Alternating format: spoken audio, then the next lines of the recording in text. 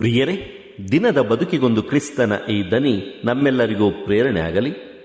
ಪೂಜಾವಿಧಿಯ ತಪಸ್ಸು ಕಾಲದ ಮೊದಲನೆಯ ವಾರ, ಫೆಬ್ರವರಿ 23, 2026 ಸೋಮವಾರ. ಸಂತ ಮತ್ತಾಯನು ಬರೆದ ಶುಭ ಸಂದೇಶದಿಂದ ವಾಚನ. ಅಧ್ಯಾಯ 16 ವಚನಗಳು 13ರಿಂದ 19ರವರೆಗೆ. ಯೇಸು ಸ್ವಾಮಿ ಫಿಲಿಪ್ಪನ ಸೆಸರೇಯ ಎಂಬ ಪ್ರಾಂತ್ಯಕ್ಕೆ ಬಂದರು. ಅಲ್ಲಿ ತಮ್ಮ ಶಿಷ್ಯರನ್ನು ಉದ್ದೇಶಿಸಿ, ನರಪುತ್ರನನ್ನು ಜನರು ಯಾರೆಂದು ಹೇಳುತ್ತಾರೆ ಎಂದು ಕೇಳಿದರು. ಅದಕ್ಕೆ ಶಿಷ್ಯರು, ಸ್ನಾನಿಕ ಯೋವಾನ ಎಂದು ಕೆಲವರು ಹೇಳುತ್ತಾರೆ, ಮತ್ತೆ ಕೆಲವರು ಎಲಿಯ ಎನ್ನುತ್ತಾರೆ, ಯೆರೆಮೀಯನು ಅಥವಾ ಪ್ರವಾದಿಗಳಲ್ಲಿ ತಾವೂ ಒಬ್ಬರು ಎಂಬುದು ಇನ್ನು ಕೆಲವರ ಅಭಿಪ್ರಾಯ ಎಂದು ಉತ್ತರ ಕೊಟ್ಟರು. ಆಗ ಯೇಸು, ಆದರೆ ನೀವು ನನ್ನನ್ನು ಯಾರೆನ್ನುತ್ತೀರಿ ಎಂದು ಪ್ರಶ್ನಿಸಿದರು. ಅದಕ್ಕೆ ಪೇತ್ರನು, ಅಭಿಷಿಕ್ತರಾದ ಲೋಕೋದ್ಧಾರಕ ತಾವೇ, ಜೀವ ಸ್ವರೂಪರಾದ ದೇವರ ಪುತ್ರ ತಾವೇ ಎಂದನು. ಅದಕ್ಕೆ ಪ್ರತ್ಯುತ್ತರವಾಗಿ ಯೇಸು ಹೀಗೆಂದರು, ಯೋನನ ಮಗ ಸಿಮೋನನೇ, ನೀನು ಧನ್ಯ. ಈ ವಿಷಯವನ್ನು ನಿನಗೆ ಶ್ರುತಪಡಿಸಿದ್ದು ನರಮಾನವ ಶಕ್ತಿಯಲ್ಲ, ಸ್ವರ್ಗದಲ್ಲಿರುವ ನನ್ನ ಪಿತನೇ. ನಾನು ನಿನಗೆ ಹೇಳುತ್ತೇನೆ ಕೇಳು. ನಿನ್ನ ಹೆಸರು ಪೇತ್ರ. ಈ ಬಂಡೆಯ ಮೇಲೆ ನನ್ನ ಧರ್ಮಸಭೆಯನ್ನು ಕಟ್ಟುವೆನು. ಪಾತಾಳ ಲೋಕದ ಶಕ್ತಿಯು ಅದನ್ನು ಎಂದಿಗೂ ಜಯಿಸಲಾರದು. ಸ್ವರ್ಗ ಸಾಮ್ರಾಜ್ಯದ ಬೀಗದ ಕೈಗಳನ್ನು ನಿನಗೆ ಕೊಡುವೆನು. ಇಹದಲ್ಲಿ ನೀನು ಏನನ್ನು ಬಂಧಿಸುತ್ತೀಯೋ ಅದನ್ನು ಪರದಲ್ಲಿಯೂ ಬಂಧಿಸಲಾಗುವುದು. ಇಹದಲ್ಲಿ ನೀನು ಏನನ್ನು ಬಿಚ್ಚುತ್ತೀಯೋ ಅದನ್ನು ಪರದಲ್ಲಿಯೂ ಬಿಚ್ಚಲಾಗುವುದು. ಪ್ರಭುವಿನ ಶುಭ ಸಂದೇಶ. ಕ್ರಿಸ್ತರೇ, ನಿಮಗೆ ಸ್ತುತಿ ಸಲ್ಲಲಿ. ಚಿಂತನೆ. ಪ್ರಭು ಯೇಸು ಕ್ರಿಸ್ತರಲ್ಲಿ ನನ್ನ ಆತ್ಮೀಯ ಸಹೋದರ ಸಹೋದರಿಯರೇ, ಇಂದು ತಾಯಿ ಧರ್ಮಸಭೆ ಪ್ರೇಷಿತ ಪೇತ್ರನ ಅಧಿಕಾರ ಪೀಠದ ಹಬ್ಬವನ್ನು ಆಚರಿಸುತ್ತಿದೆ. ರೋಮನ್ ಕಥೋಲಿಕ ಧರ್ಮಸಭೆಯು ಆದಿ ಧರ್ಮಸಭೆಯ ಕಾಲದಿಂದಲೂ ಸಂತ ಪೇತ್ರರ ಪೀಠಾರೋಹಣದ ಸ್ಮರಣೆಯನ್ನು ಆಚರಿಸಿಕೊಂಡು ಬರುತ್ತಿದೆ. ಪ್ರೇಷಿತ ಪೀಠಕ್ಕೆ ವಿಶೇಷವಾದ ಪ್ರೀತಿ ಮತ್ತು ವಿಧೇಯತೆಯನ್ನು ತೋರುತ್ತಾ ಗೌರವಿಸುವುದು ಪ್ರತಿಯೊಬ್ಬ ಕಥೋಲಿಕ ಕ್ರೈಸ್ತನ ಆದ್ಯ ಕರ್ತವ್ಯವಾಗಿದೆ. ಆತ್ಮೀಯರೇ, ನಾವು ಪವಿತ್ರ ಗ್ರಂಥವನ್ನು ಹುಡುಕಿ ನೋಡಿದಾಗ ಅಲ್ಲೊಂದು ಮುಖ್ಯವಾದಂತಹ ಸತ್ಯ ನಮಗೆ ಗೋಚರವಾಗುತ್ತದೆ. ಅದೇನೆಂದರೆ, ದೇವರು ಈ ಮನುಕುಲದೊಂದಿಗೆ ಕಾರ್ಯನಿರ್ವಹಿಸುವಾಗ, ಒಡನಾಟದಲ್ಲಿದ್ದಾಗ ತಮ್ಮಷ್ಟಕ್ಕೆ ನೇರವಾಗಿ ಕಾರ್ಯವನ್ನು ನಿರ್ವಹಿಸಲಿಲ್ಲ, ಒಡನಾಟದಲ್ಲಿರಲಿಲ್ಲ. ಬದಲಿಗೆ ಒಬ್ಬ ವ್ಯಕ್ತಿ, ಒಂದು ಜನಾಂಗ, ಒಂದು ಸಮುದಾಯವನ್ನು ತನ್ನ ಪ್ರತಿನಿಧಿಯನ್ನಾಗಿ ಆರಿಸಿಕೊಂಡು ಅವರ ಮೂಲಕ ತಮ್ಮ ಕಾರ್ಯವನ್ನು ನಿರ್ವಹಿಸುತ್ತಾರೆ, ತಮ್ಮ ಕಾರ್ಯಗಳನ್ನು ಸಾಧಿಸುತ್ತಾರೆ. ಈ ಪ್ರಪಂಚದೊಂದಿಗೆ ಒಡನಾಟದಲ್ಲಿರುವುದನ್ನು ನಾವು ಗ್ರಹಿಸಿಕೊಳ್ಳಬಹುದು.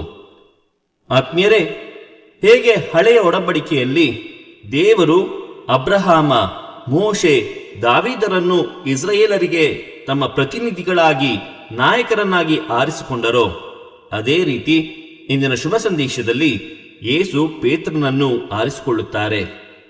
ದೇವರು ಇವರೆಲ್ಲರನ್ನು ತಮ್ಮ ಪ್ರತಿನಿಧಿಗಳನ್ನಾಗಿ ಆರಿಸಿಕೊಂಡು ತನ್ನ ಅಧಿಕಾರ ಮತ್ತು ಸವಲತ್ತುಗಳನ್ನು ಅವರಿಗೆ ನೀಡುವಾಗ ಅಬ್ರಾಮನನ್ನು ಅಬ್ರಹಾಮನನ್ನಾಗಿ ಹೆಸರಿಸುತ್ತಾರೆ, ಯಾಕೋಬನನ್ನು ಇಸ್ರಾಯೇಲ ಎಂದು ಕರೆದರು.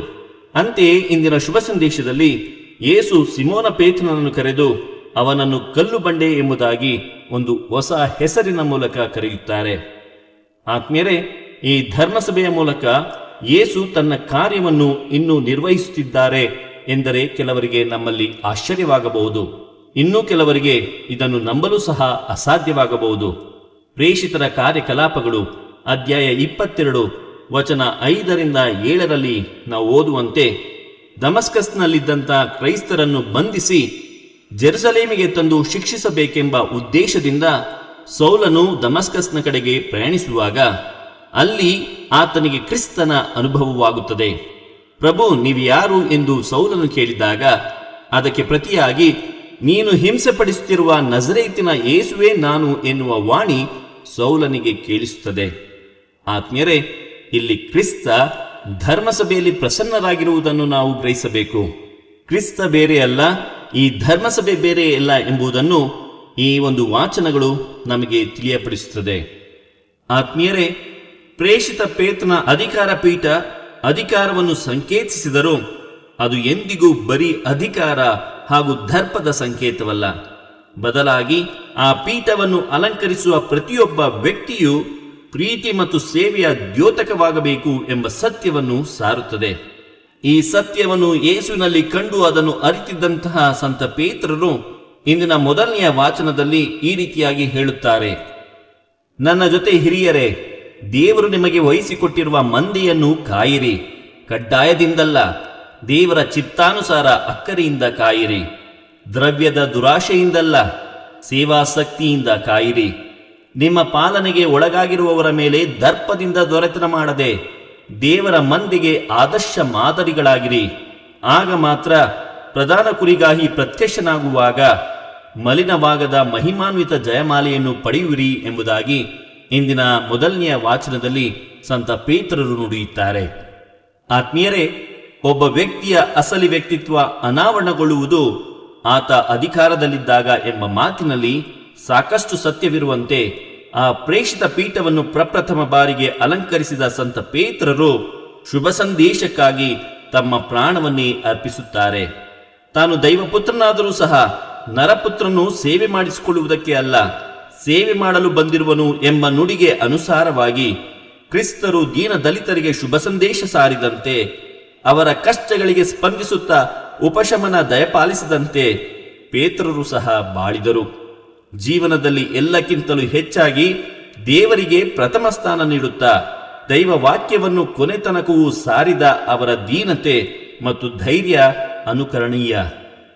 ಆತ್ಮೀಯರೇ, ಇದನ್ನು ಬೇರೆಯವರು ಪರಿಪಾಲಿಸುತ್ತಿರುವರೇ ಎನ್ನುವುದಕ್ಕಿಂತ ಹೆಚ್ಚಾಗಿ ನಾನು ನನ್ನ ಕುಟುಂಬಗಳಲ್ಲಿ, ನಾನು ಸೇವೆ ಸಲ್ಲಿಸುತ್ತಿರುವ ವಿವಿಧ ಕ್ಷೇತ್ರಗಳಲ್ಲಿ, ಧರ್ಮಸಭೆಯಲ್ಲಿ ಆ ಕ್ರಿಸ್ತನನ್ನು, ಸಂತ ಪೇತ್ರರ ವ್ಯಕ್ತಿತ್ವವನ್ನು ಪ್ರತಿಬಿಂಬಿಸುತ್ತಿದ್ದೇನೆಯೇ ಎಂಬುದಾಗಿ ನಮ್ಮನ್ನೇ ಕೇಳಿಕೊಳ್ಳೋಣ. ಆತ್ಮೀಯರೇ, ಇಂದು ವಿಶೇಷವಾಗಿ ನಮ್ಮ ವಿಶ್ವ ಗುರುಗಳಿಗಾಗಿ, ಧರ್ಮಸಭೆಯ ಎಲ್ಲ ಧರ್ಮಾಧ್ಯಕ್ಷರುಗಳಿಗಾಗಿ, ಯಾಜಕರಿಗಾಗಿ, ಕನ್ಯಾಸ್ತ್ರೀಯರಿಗಾಗಿ, ನಮ್ಮ ಗುರು ಹಿರಿಯರಿಗಾಗಿ, ತಂದೆ ತಾಯಿಗಳಿಗಾಗಿ, ನಮಗಾಗಿ ಪ್ರಾರ್ಥಿಸೋಣ. ಪ್ರಭು ಕ್ರಿಸ್ತರು ತೋರಿದ ಜೀವನದ ಮಾದರಿಗೆ ನಿಷ್ಠಾವಂತರಾಗಿರಲು ಪವಿತ್ರಾತ್ಮರ ಶಕ್ತಿಗಾಗಿ ಬೇಡಿಕೊಳ್ಳೋಣ. ದೇವರು ನಮ್ಮೆಲ್ಲರನ್ನು ಆಶೀರ್ವದಿಸಲಿ. ಇದು ದನಿ ಮಾಧ್ಯಮ ಮನೆಯ ಕೊಡುಗೆ. ವಂದನೀಯ ಸ್ವಾಮಿ ಶಾಂತಕುಮಾರ್ ಜೆ, ಬೆಂಗಳೂರು ಮಹಾಧರ್ಮ ಕ್ಷೇತ್ರ. ಪ್ರಿಯರೇ, ಈ ಚಾನೆಲ್ ಅನ್ನು ಸಬ್ಸ್ಕ್ರೈಬ್ ಮಾಡಿ ಪ್ರತಿದಿನ ದೇವರ ವಾಕ್ಯವನ್ನು ಆಲಿಸುತ್ತಾ ಅದನ್ನು ಇತರರೊಂದಿಗೆ ಹಂಚಿಕೊಳ್ಳಲು ನಮಗೆ ನೆರವಾಗಿರಿ. ಧನ್ಯವಾದಗಳು.